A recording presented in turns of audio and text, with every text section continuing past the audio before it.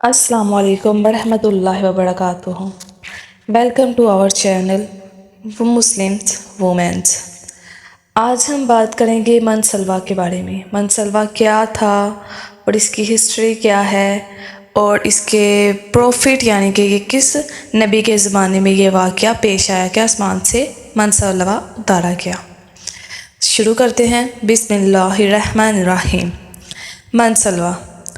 جب حضرت موسیٰ علیہ السلام 6 لاکھ بنی اسرائیل کے افراد کے ساتھ میدان طیہ میں مقیم تھے تو اللہ تعالیٰ نے ان لوگوں کے کھانے کے لیے آسمان سے 2 کھانے اتارے.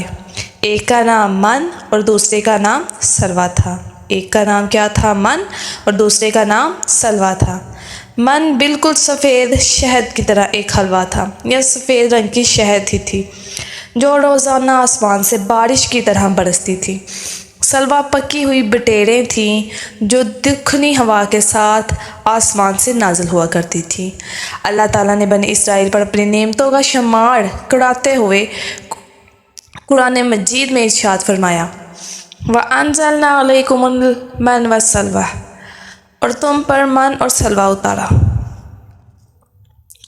اس منسلوا کے بارے میں حضرت موسیٰ علیہ السلام کا یہ حکم تھا کہ روزانہ تم لوگ اس کو کھا لیا کرو اور کل کے لیے ہرگز اس کا ذخیرہ مت کرنا.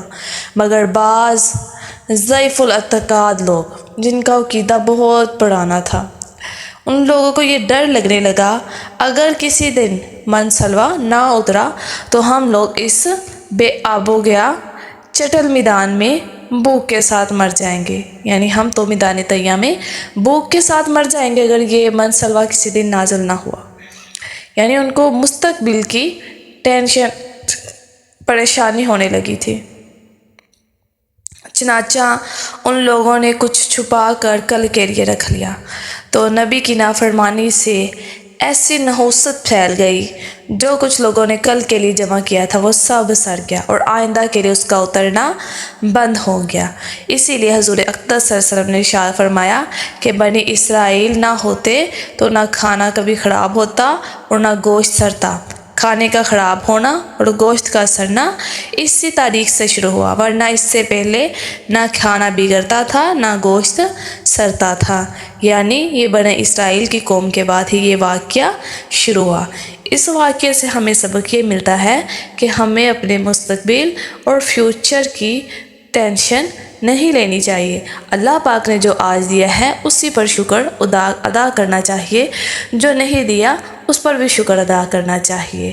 بنی اسرائیل کی قوم کی طرح نہیں ہونا چاہیے.